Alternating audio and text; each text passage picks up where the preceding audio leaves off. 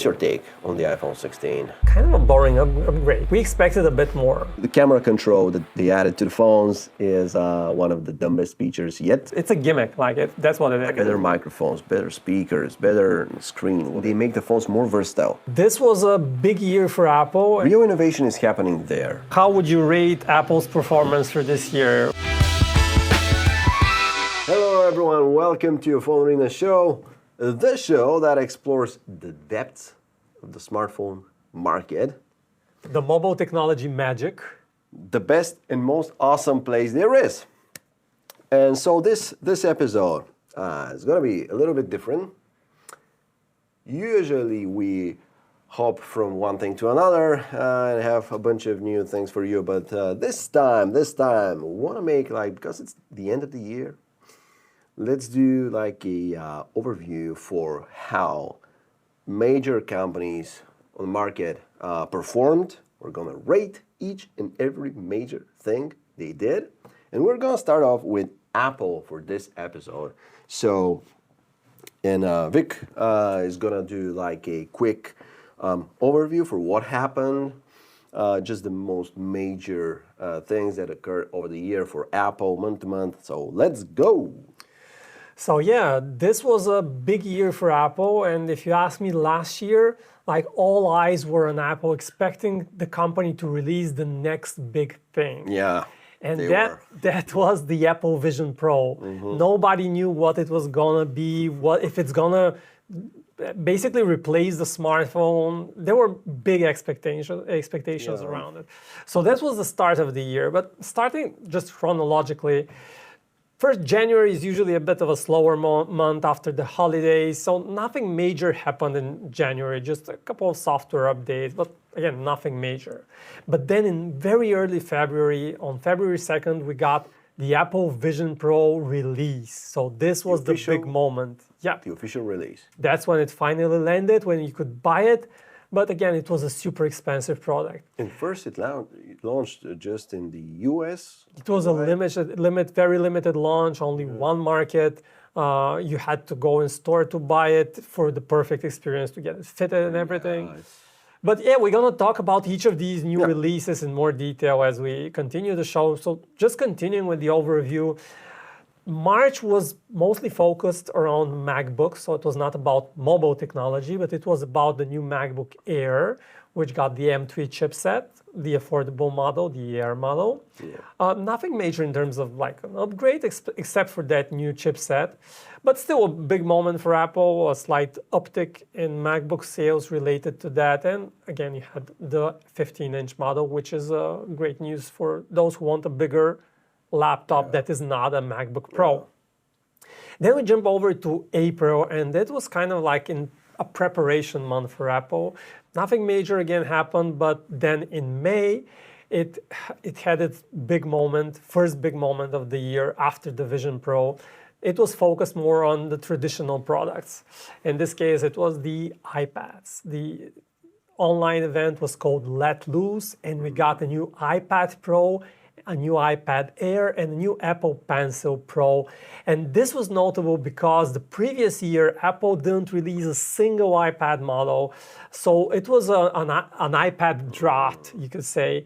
And then finally, this year, we got brand new models in May, and they were big changes. Yeah. So the iPad Pro, first iPad with an OLED screen, the first to get an M4 chip, which other computers would get. The MacBooks didn't have it, they just got it recently. Yeah. So it was a very big moment for Apple. And of course, the iPad Air also got a new size, a bigger size, which many people want because it kind of use it like a laptop replacement. Yeah, it was a big release, both for the Pro and the Air iPads. Yeah, very big moment. And then next month in June, we had the big WWDC Worldwide Developer Conference, when we get some huge new announcements, but mostly in terms of software. And this was what Apple focused on this year, software. Yeah. It was all about iOS 18, iPadOS 18, what will be the new features. And of course, all of that came sprinkled with the announcement for Apple Intelligence. Yeah.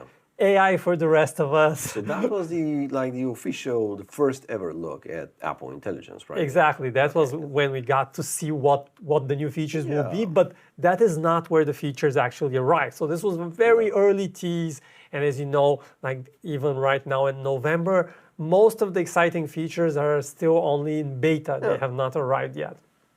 So this was a good moment. And also we got to see a first glimpse at Vision OS 2.0, which was an important moment for Vision Pro because with such new products, Apple is always looking for that killer use case. And in the first few months for the Apple Vision Pro, it seemed to be like this would be movie watching, but what about productivity? Apple kind of marketed this as a work tool. Yeah. It wasn't quite there. So it made some tweaks there. We're gonna talk more about this later on though. So then we get into the summer months, July, August, great time to relax.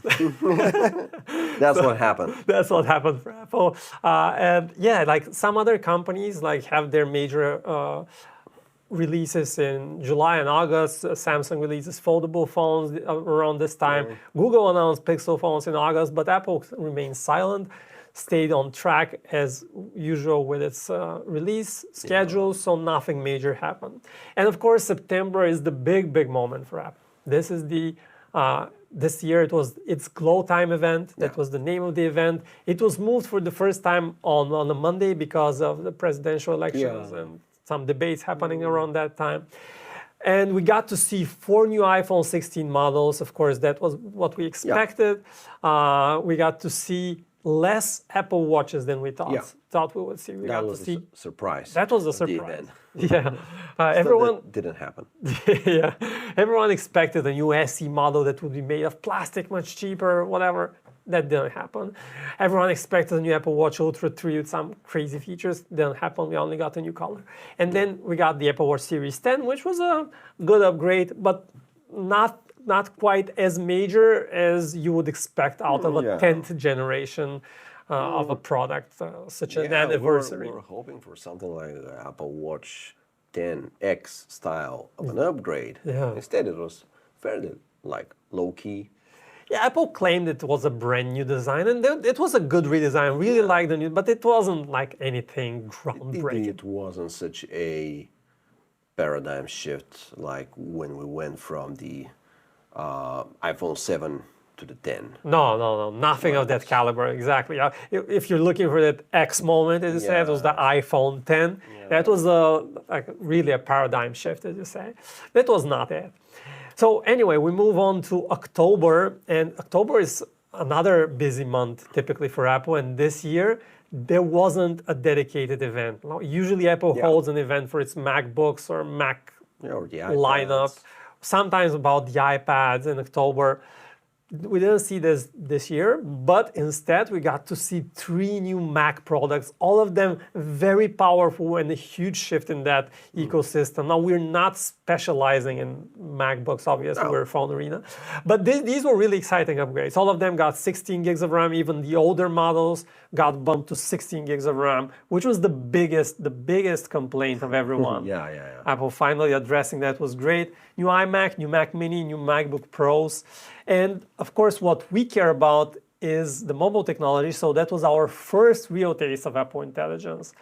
So remember, June was WWDC when we got to see it.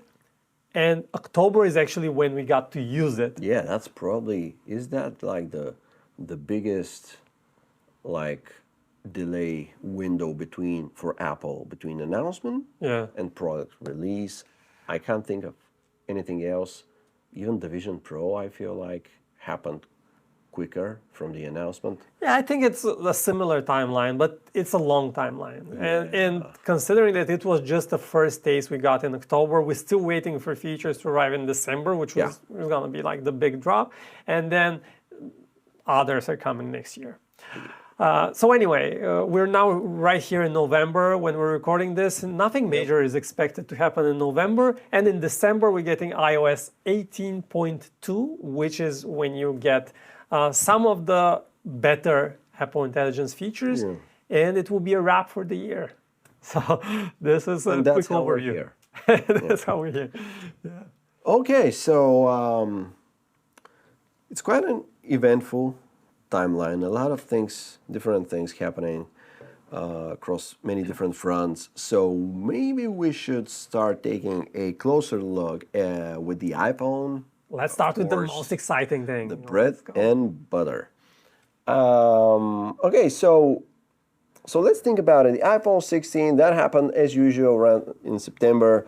Apple's biggest product line by far, the iPhone. The moneymaker. The moneymaker, around 50% of Apple's revenue comes from that single product category.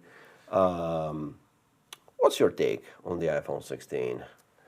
So yeah, basically the iPhone 16 was probably the consensus in the industry. And let me hear if you agree with that. It was kind of a boring upgrade. Like we expected a bit more. And that is mostly because the hardware changes were slight. There were some notable changes, but nothing would stand out.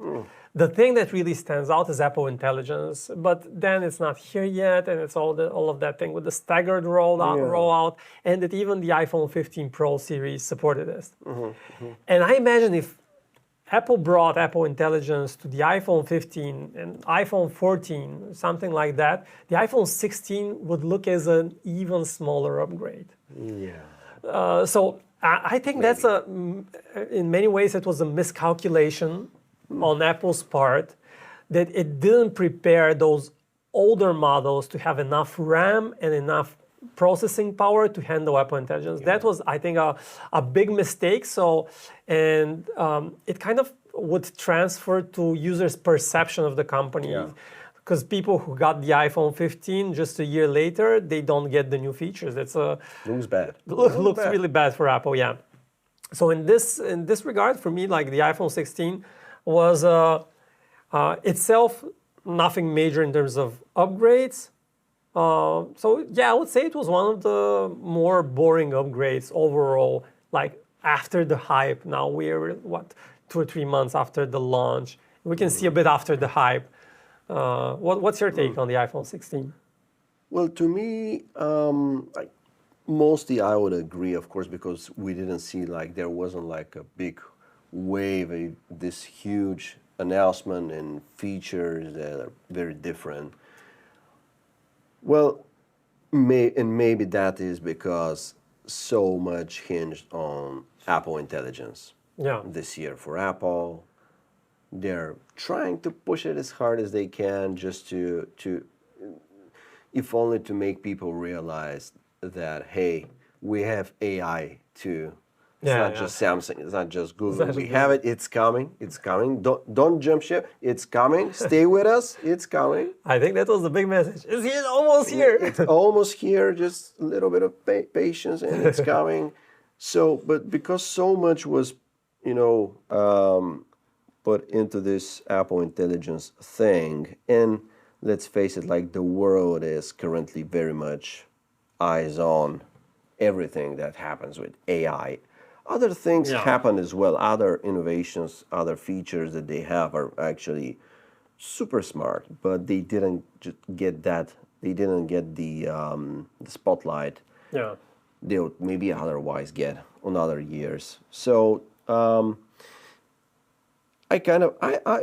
generally I think they're doing a good job with Apple Intelligence. They are going to implement it in a very polished way. It's going to work very well, I'm sure of it. A more, let's say, thought out way, I would say, in terms of privacy and all those areas that other companies don't seem to really think much about. For privacy, of course, it's going to be, I believe, way better integrated with iOS. It's going to look native, it's going to feel native, it's going to work probably better in some ways compared to other implementations out there. So for sure, it's going to be good. The problem with Apple Intelligence is, and you mentioned it already, and it is the taste that it left in pretty much everyone watching the space. It just looked bad. I find it a little bit offensive that they tried to position that whole product launch, iPhone 16 series, like these are the first iPhones built from the ground up for AI. Like I hate that type of message. Why though? Well, because I'm pretty sure, of course, they've been working on the NPUs for years now. The Neural engine, it was getting bigger, so they've been working on it. It's more than capable enough. So all they did was like increase the RAM size, the RAM amount, and there it is. But they tried them, because it just I think they were caught a little bit, off guard with the AI and its demands on the RAM. Right. And because their like RAM strategy was just so aggressive so far, they would put just enough RAM on this year's model, so it works great for a few years. And by an aggressive RAM strategy, do you mean it was a lazy strategy? I don't even think it was a lazy strategy because it doesn't take much effort just to put more RAM in there. By aggressive, I mean like aggressively trying to squeeze dollars. To squeeze every possible, dollar out of the margins. I understand that, but it was clear to everyone. Like everyone watching, everyone commenting like us, this whole industry, the space. This is Apple's like thing that they're doing that nobody likes, that brings kind of anxiety even when it comes to buying a new Apple product. You almost know it's like, because they announce new products, the prices are decent, but when it comes time for a purchase, you realize, okay, these were actually okay prices for what we're getting, but I need to get the more stacked version, just so I can have a little bit of an operating memory, so I can do a little bit more than just web browsing on this otherwise amazing machine.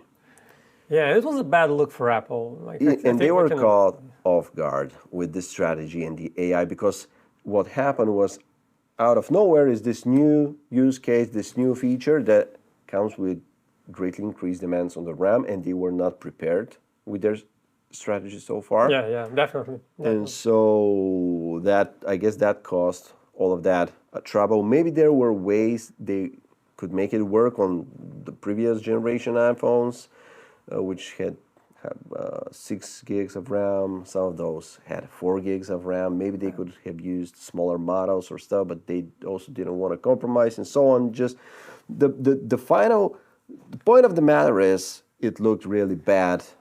And the way they try to position is, these iPhones are built from the ground up. When we know all that made them great for AI from the ground up was just, okay, so they have enough RAM now. Yeah. That was essentially it. I think you hit it right on. So yeah, I think that left a little bit of a bad taste. Aside from that, they tried very interesting things. First off, it's clear that the improved battery life. It's a win. Nice upgrade, yeah. Nice upgrade. Yeah. Always great to see. Doesn't happen each and every year, so it's always great when you have that. So good job, Apple, for that. I think the camera control that they added to the phones is one of the dumbest features yet to arrive. Yeah, I'm using the iPhone 15 Pro right now, and I actually prefer using the action button as a camera control. Simply because it's like a long press, it's a more reliable way to start that camera. And with the camera control, like it's a gimmick. Like that's what it is. I get it. More buttons, you can assign these buttons to features you like, but to shortcuts. Okay, but you can't even customize the camera control. What it does one thing, and it's quick launch the camera. Great. And the other things that it does, like the trackpad style gestures, are very gimmicky. They're like, it's much easier to do those things on the screen. Just do them on the touch screen. Yeah. And so the camera, I would much prefer an iPhone with less buttons than with more buttons. It's going to be more interesting to me. I don't know where they got that idea. Let's add a whole new button to the phone, but we'll see what happens with it in the next generations, if they're going to get rid of it. Maybe it's more of a, transitory design, kind of like the dynamic island, which I'm sure is going to disappear very, very soon. Yeah. And but they did other great things. For example, the new studio quality mics Oh, yeah. for super high quality audio recording. And these are, I get that these are hard to market. They're not like these big headline worthy feature upgrades. Yeah. But these low-key improvements across the board, better microphones, better speakers, better screen, whatever, all of these are like, can be huge quality of life improvements, and they make the phones more versatile. All of a sudden, you can confidently use this product to get a professional or semi-pro interview from someone. You can use Yeah. it for better video capturing. The camera is already amazing, Right. so now it has amazing, even better sound quality to the video you can produce. So all of these things make the phones more versatile, more powerful. That is amazing. And I think it's like one of those moments you like stop for a moment and see, okay, this is like an Apple thing. Like Yeah. it wasn't leaked, it was unexpected, it was surprising. It sounds like a small feature, but once you get to use it, it's actually quite magical. So these are, you can see that Apple has this intense focus on these small elements that for years we thought, okay, smartphone microphones, who cares? They're the same on every phone. But it turns out you can improve them, and you can improve them in a meaningful way if you're really focused on getting the best product ever. And I think Apple really excels in that, like in those small features. Now that the smartphone is so mature, they probably don't always matter as much. You don't always notice them. But like you recently wrote about another feature that Apple introduced. It's another example of this like typical Apple focus. It was when you're in a car. Do you remember the name of the feature? Yeah, it's vehicle motion cues. It's an iOS 18 feature. Yeah, and it's basically allows you to skip the motion sickness when you're in a car, right? So your phone just displays those dots on the screen and helps you like not get motion sickness. So it's a brilliant feature, but it shows that like it's a little feature that Apple is intensely focused on improving just to make the best product. So this is great that we see that Apple has this continued focus on these smaller features that actually make a difference. Exactly, and it's almost annoying how, and they have a bunch of things that they're improving, a bunch of things they're adding with each new version to iOS, to the iPhone, lots of great, useful, actual quality life enhancing features with each new version, but not many people just don't know about them because they don't talk about them because they're not like, I don't know, so impressive. So shiny, marketable. So marketable. But it's a real innovation is happening there. Like this, for real. This is amazing. I tested it again today with my Android phone, which I have a couple of apps which kind of do the same thing, but not as great, not as in this super integrated, polished Apple way. Just works. And again, because my app failed to start again. I was came here with the taxi on the back seat. App didn't run, and I was like, okay, so I'm just gonna wait and see what happens. Just maybe like 50 meters down the street, I felt bad. That.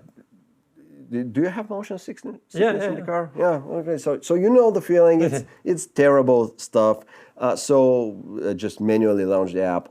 Immediately improved how I felt. So if that isn't great tech innovation, making your life better, I don't know what is. It's there. It's happening. But that extreme focus, maybe this year on AI, is kind of leaving everything else on the side. That's a good point. And it's interesting that like Android phones, like for all the innovation, I'm going to talk about Android innovation in just a second because there is a lot of that. Yeah. But in terms of those features, Android has been a follower for years. Like Apple introduces something and it takes Android a couple of years at the best to like implement this feature. And probably this kind of feature will arrive in some form in Android sooner rather than later, but it's not here yet. It's not that seamless. It's not that good. So yeah, That's my my 2 cents here. Google is great at adding like these types of power user features very often, whereas Apple is great at these. How would you say it? Like it's crazy we didn't have this earlier. Yeah, yeah. Like these super smart, innovative, quality of life enhancing things. Oh, yeah. All right. So on the iPhone, how would you rate Apple's performance for this year?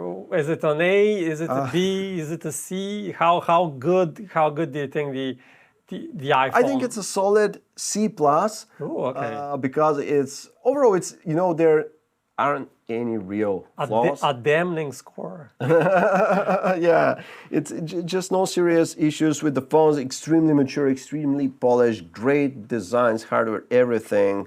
Improvements across the board. I kind of have this strange AI rollout, like a separate thing in my mind, at least. I'm trying to look at the physical, like the hardware product and the core functionality. So I think it's good. C plus. C plus. Okay. What's yours? So I would say a B minus. But for me, like this is like a bit lower than I would typically rate iPhone upgrades. Okay. Just because the product is so polished. Yeah. But my big complaint here with the iPhone, the reason why I think Apple is getting a lower score than I would typically give it, is the lack of a foldable phone. And I think Apple could have done something, or at least started development years ago of some kind of a foldable phone. And this year we really saw that foldable phones are now good enough and even great. Like we got many very cool looking foldable phones, and Apple was nowhere to be found in this. It's a niche, right? Yeah. But it's a very exciting niche. Very, very exciting. And Apple did nothing. So I think the iPhone in general, like for Apple as a category, it gets a lower score just because it kind of skips a beat here.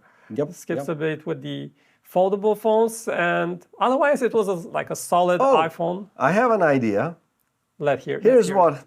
So remember when Apple was so slow to make a big iPhone? Right, yeah. Big screen iPhone. They were years after Android phones with way bigger displays. And when they finally did it, iPhone 6 and 6 Plus, it was a super cycle.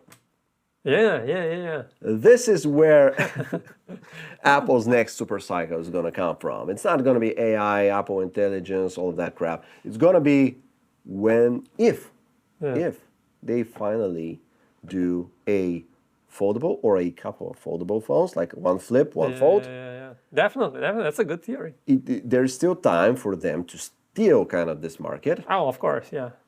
But it needs to happen in the next couple of years. Apple was just kind of distracted with the Vision Pro, I think. It was all about the Vision Pro this year. Probably. Big hopes, and unfortunately they didn't pan out. You wanna jump to the Vision Pro? Well, let's go to the Vision Pro. Okay. Vision Pro was, as we said, early February, it finally dropped, but only in the US, and the price was $3,500. And then you probably need to buy some extra accessories. Most people need to buy a carrying bag or something else that would easily bump the price to nearly $4,000. Yeah. Which is crazy expensive. I don't care about how good that technology is. Nobody is giving that kind of money. At least, the average person won't spend that money. And I don't think that Apple realized how important that is, because they kind of place their bets on this very exciting new technology they have. And the Vision Pro, it's like two stories for me that kind of conflict with each other. One is just how technologically cool it is, and all those gestures, how accurate it is tracking your eyes. It's just incredibly cool. And on the other hand, it's also just not very practical, and there is no use case for it, at least now. And so for the Vision Pro, I would overall I would rate it kind of in the C. Probably it's a C launch for me. Technologically very cool, but kind of the use case is still not quite here. No. Apple tried to give us two visions of the Vision Pro. One is watch movies with it. Great, but you're on your own. If you're a hermit, cool. Most people want to watch movies with a friend. And then for work, it just wasn't good enough.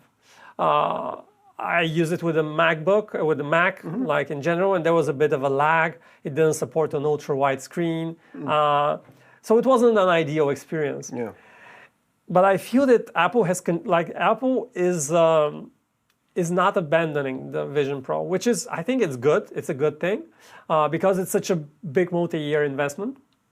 It has to give it a bit more chance to kind of catch up. In this latest update, Vision OS 2 point something, which finally brings that ultra-wide, high-quality screen for work, it kind of like gives it a real use case now. Is that when you pair it with a Mac? Yes, you still need to pair it with a Mac, but now you get very high-quality display, less of a lag. That's great. So so that's a good feature. It also improved the first, I would say the horrendous launch of the Persona thing. It was creepy in the beginning. Remember like those ghost-like faces. It was funny. It was not a good look for Apple. No. It very quickly started turning things around and making this good. So yeah, for me, a C just because it was a miscalculation. It was like nobody needed that product. People wanted something new, but the technology is not here yet. What about you? You have used it more. You were there on the first day. Yeah. You have more experience with it. Let us know. I would give it a C minus. I would give it less. But if we kind of disregard what happened with the sales of the product, a little bit about the price, I could give it a C minus. So what I think about a Vision Pro happened is Apple must have made a huge mistake with the with its messaging, with the way it talked about this product, the way it positioned it, because it was clear to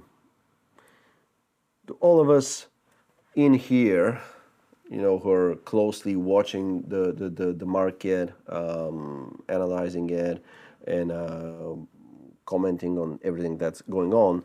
It was obvious to us that this is not a mass market product. Right. Yeah. It must not have been $3,500. It's about for developers, engineers, maybe businesses, whatever it is, but it's not this consumer thing. For sure, no product out there costs that much. Right. Almost. And so, but it wasn't clear from their messaging. They just left it maybe to the market to figure it out. It didn't work. If they came out and said, okay, so this is our first amazing Vision OS spatial computer thing, it is not something for consumers. It is for this special group of people, this special group of people. We want to start to build, this whole ecosystem. Right. We want to start, we've just created all of these technologies that work so great together, but, they need their use cases, they need their apps, the software, we need to figure this out, and so we want to do this with the developers, and so on and so on. The look would have been much better, I think, because nobody would expect this product to perform.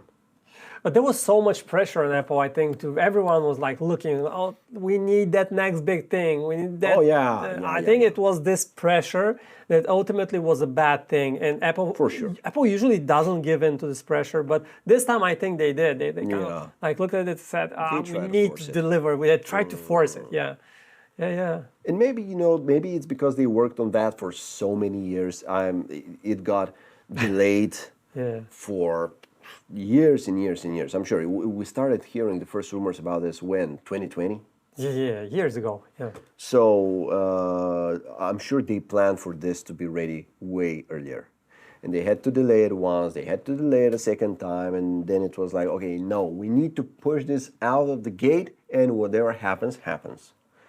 And so, what? Do you think that Apple knew exactly what it wants to do with the Vision Pro, or did it kind of release it and kind of throwing use cases at the wall and trying to see what sticks and trying to see what, like with the Apple Watch, like the Apple Watch, Apple didn't know exactly what would be the killer use case, and it turns out that for most people it's like workouts and just checking the time or your heart rate, stuff like that. It wasn't like sharing your heart rate, which was like a major feature in the beginning of the Apple Watch, right? It was like very advertised. It kind of like disappeared with time. Is it the same thing with the Vision Pro?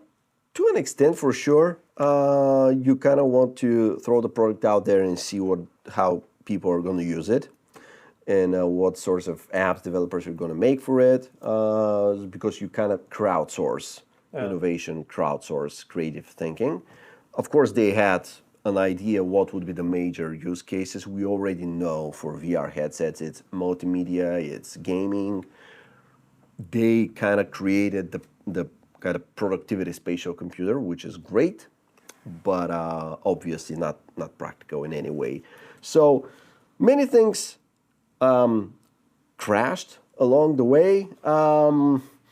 And to me, again, they had to position this in a different way, because now I think it was today or yesterday I saw a news that Apple is stopping production of Vision Pro units. Okay. They have stock. If you want to buy one, you'll be able to buy one. But so obviously there is no demand left there. And also, like another recent piece of news is that like the space inside the Apple Store that was dedicated to the Vision Pro was like much bigger, and now it's shrunken because of the new launches and new products are taking the place of the Vision Pro. Yeah, that is telling. And so they're struggling with the use case thing, but mostly with the use case thing for a $3,500 product. I mean, it's if you're struggling with the use case, and the whole AR VR industry is to an extent. I mean, there are some products there which are clearly targeted to gaming stuff. The mainstream ones, not so much, like the Quest, for example. It's supposed to be a multimedia, multi-purpose product. It's okay if you're selling a $300 to $500 product. Yeah. I mean, figure it out. $3,500, you need to be very, very clear on what you're delivering there. Yeah. So, that's the problem. The usual thing, the price, the weight, the battery life, it's not ready. Big headsets not supposed to be aluminum and glass. They need to be plastic, as light as possible. And kind of what's interesting here is I think Apple failed to have its new like iPhone or iPad moment with the Vision Pro. They had it for just a little bit. Ooh, it was impressive. It looked interesting. But then it so quickly died out that Meta just came in with the Quest 3 and kind of regained all of its position. It was clear, okay, so no. That's the way, with cheaper, almost as good for most things. Yeah. Headset. Probably better for gaming. Way better for gaming, yeah. Yeah. So overall, not a great score for the Vision Pro. It's a great technology showcase. Yeah. Not a great product for now. And the bad thing here is they don't have a quick follow-up. It seems like. Yeah. They're not ready with a follow-up. They throw everything they have into that the metal and glass thing that you put on your head, but M2 processors and everything. They don't have a cheaper one ready. They don't have, a more mainstream, smaller, compact model on the way. They don't have the Vision Air. No, it's gonna happen something next year, maybe in 2 years, but they don't have an immediate answer to what happened, which is kind of discouraging. But hey, the revolution is delayed. Yeah, stay tuned for the revolution. All right, maybe we should move on. Next topic. What is it? Let's go with the iPad. Let's go with the iPad. Of course. One of the more exciting upgrades for me. Yeah. The iPad was it brought a smile on my face when I first got to hold the new iPad Pro. It was so slim, so impressive. The thinnest Apple product made. Oh yeah.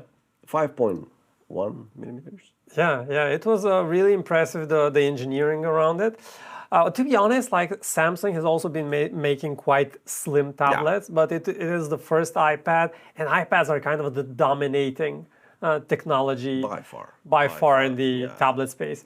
So iPad, let's first start with a quick overview of the new features. The iPad Pro M4 chipset. First to get this chipset, very impressive chipset, powerful, energy efficient, which doesn't matter all that much for an iPad, still matters. Yeah. OLED screen. This was like a finally moment. Yeah. Finally an OLED screen. Why can't we have an OLED screen on the iPad Air, on the iPad Mini? I still don't know, but only the iPad Pro has it. What else was new in the iPad Pro? Finally, landscape cameras. Oh, the landscape cameras are a finally moment. Overdue. Yeah, and overall, it gave the iPad a much needed boost, but it did not change the paradigm or the way we perceive the iPad, which was what everyone was kind of hoping with this launch. Nobody expected them for a chipset. It was like a nice little surprise. Yeah. But it was not what we asked for. Like, we asked for a more capable system. We asked for something that could multitask a little bit better, something closer to the MacBook, which is what this kind of is shifting towards. Like, who buys an iPad Pro with a 13-inch screen, right? It's a laptop replacement at this time.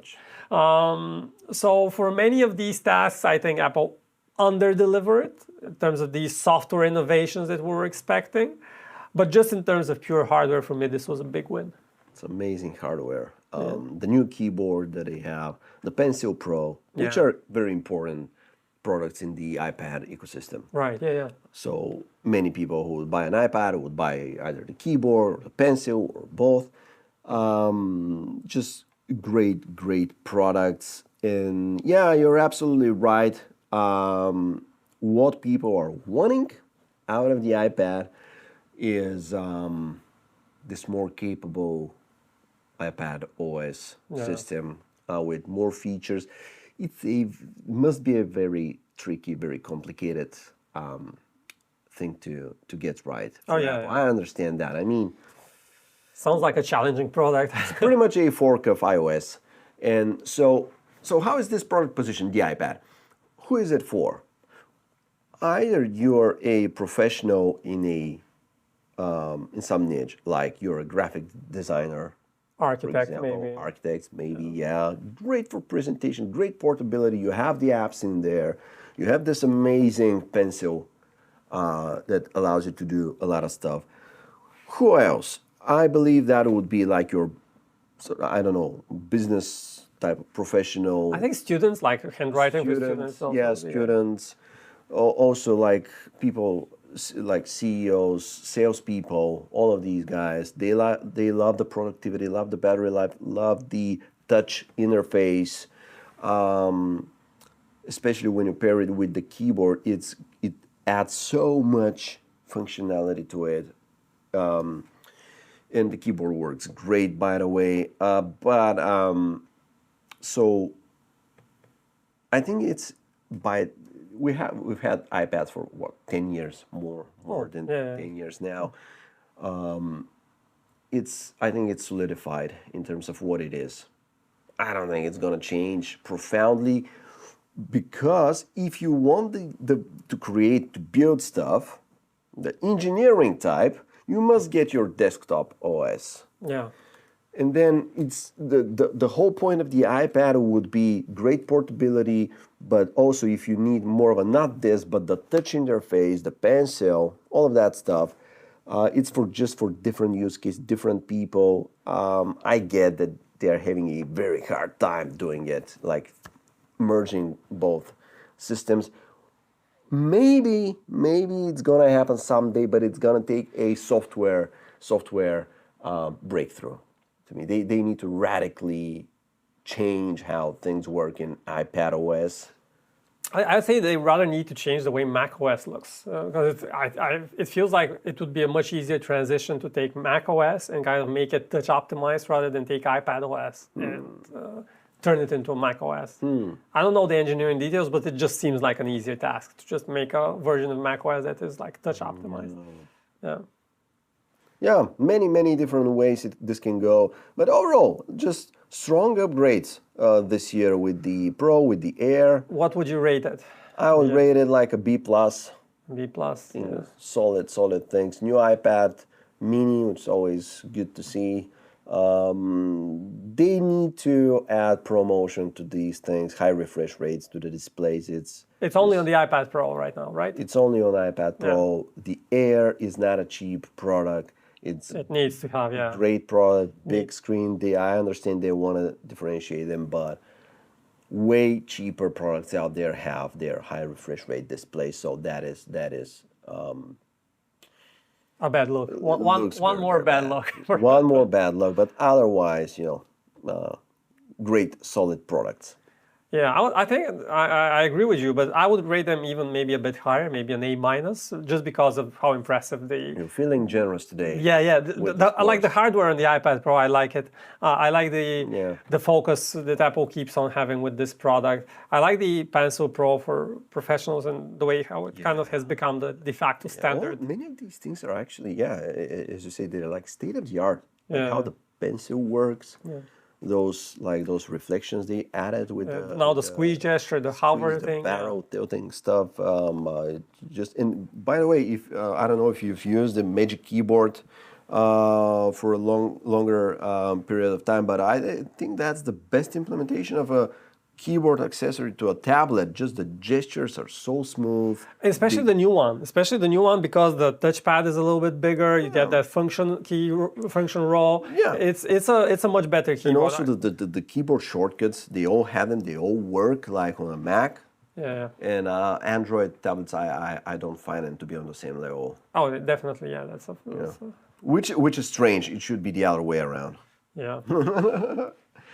So that leaves us with the wearables, right? Yeah, we're talking about wearables, which is my favorite topic. You're the wearable guy among us. Yeah, wearables is kind of like, we can talk about the AirPods, we can talk about Apple Watch, so it's kind of a mixed category. But yeah, let's start with the Apple Watch, which is the big thing. The Apple Watch, many people say this was a disappointing year for the Apple Watch. I can see how. But I just really appreciate this Apple Watch Series 10 upgrade. Like for me, this is like a really important change in the way your Apple Watch feels, because it finally disappears on your wrists. Just in terms of feel, you can much more comfortably wear it while you sleep, which is very important. Yeah. And the other thing is just for active sports, just for running, for cycling, things like that. It no longer wobbles like it used to before, because the previous version was just a tiny bit heavier. Yeah. This one is, for me, it was really well built Apple Watch that I enjoyed using. I'm no longer using it just because the battery life is not good enough for me. So it's still not the perfect smartwatch, not quite yet. But in terms of just the hardware, I'm happy with the changes.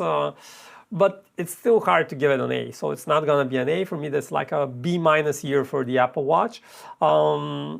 I was expecting an upgraded Apple Watch SE, a cheaper model. That would have been great. That would have been interesting, yeah, the plastic SE. Apple is keeping some features exclusive to the Apple Watch Series 10, which or the flagship model, I should say, the $400 model, like the faster charging, which doesn't make much sense. The SE still gets only very slow charging, which makes it practically impossible to wear at night, to sleep, to track your sleep, which is frustrating.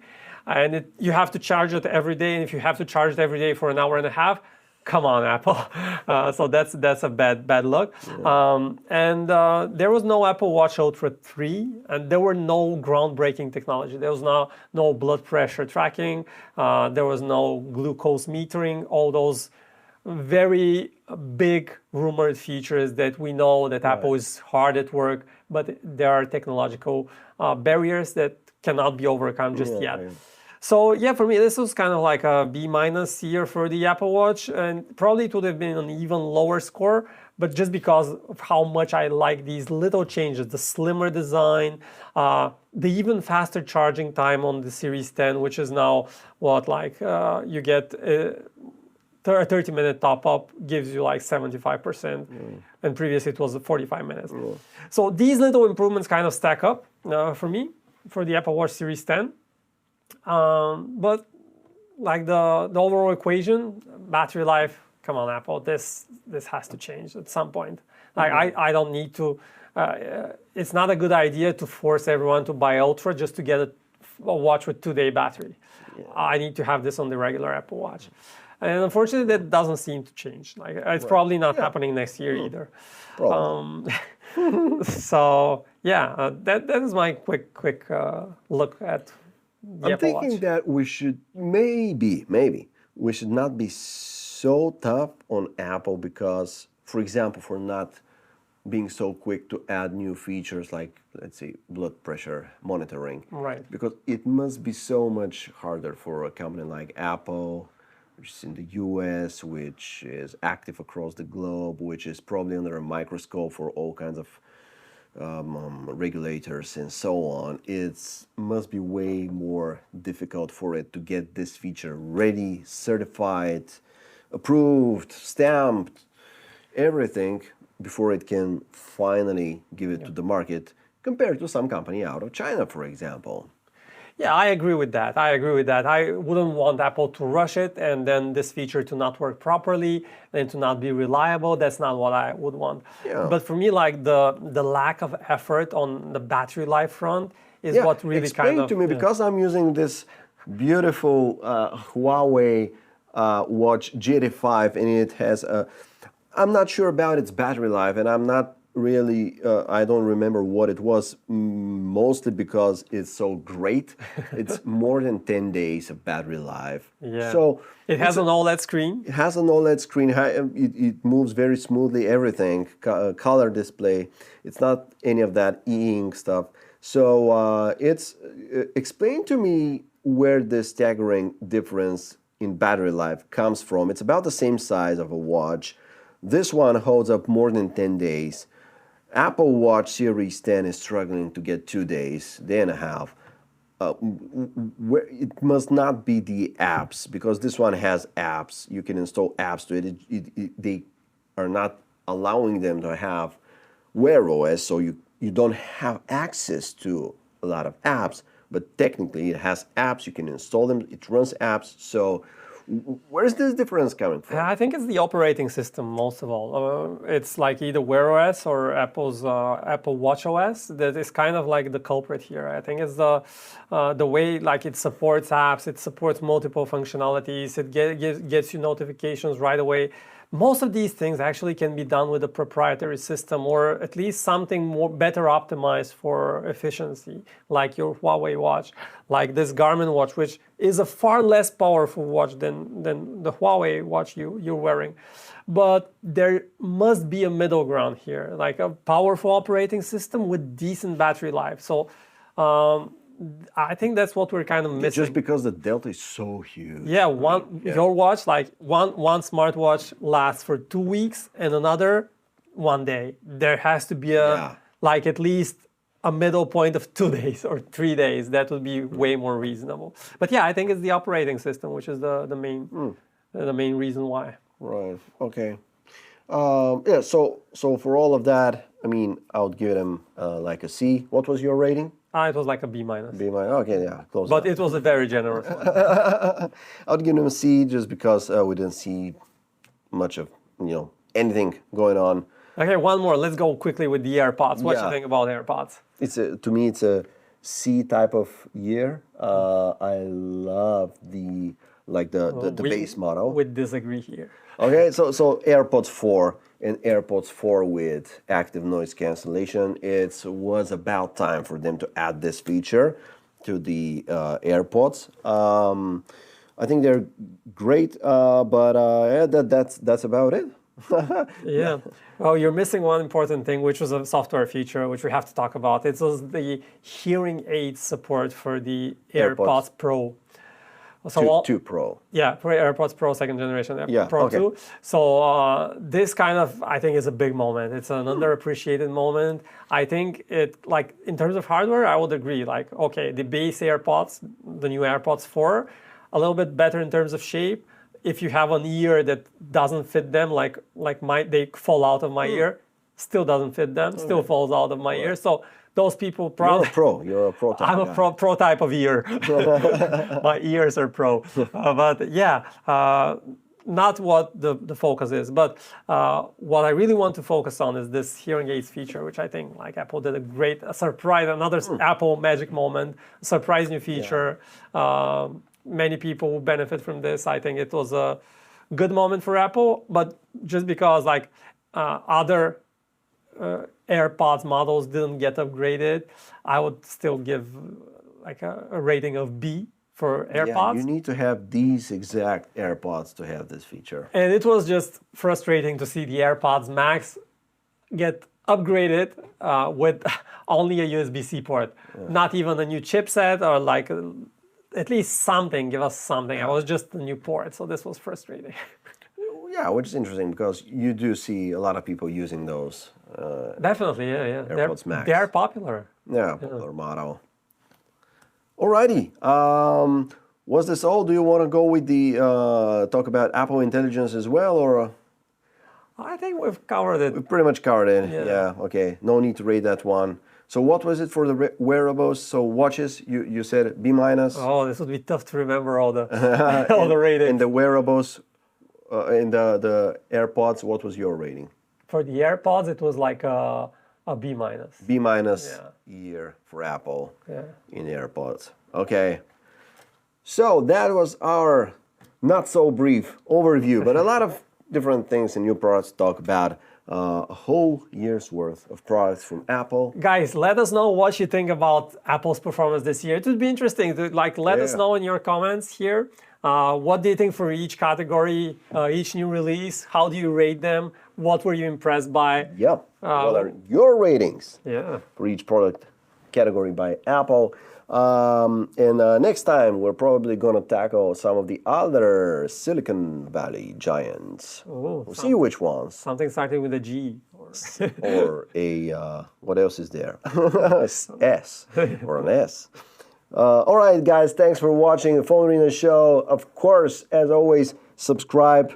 Look how great we are at promoting this show. It's about to end. We're probably, like an hour into the show, and I'm just promoting it for the first time. Anyway, yeah, like and subscribe. Get your comments down there and let us know what you guys thinking, and we'll see you next week. Thanks for watching.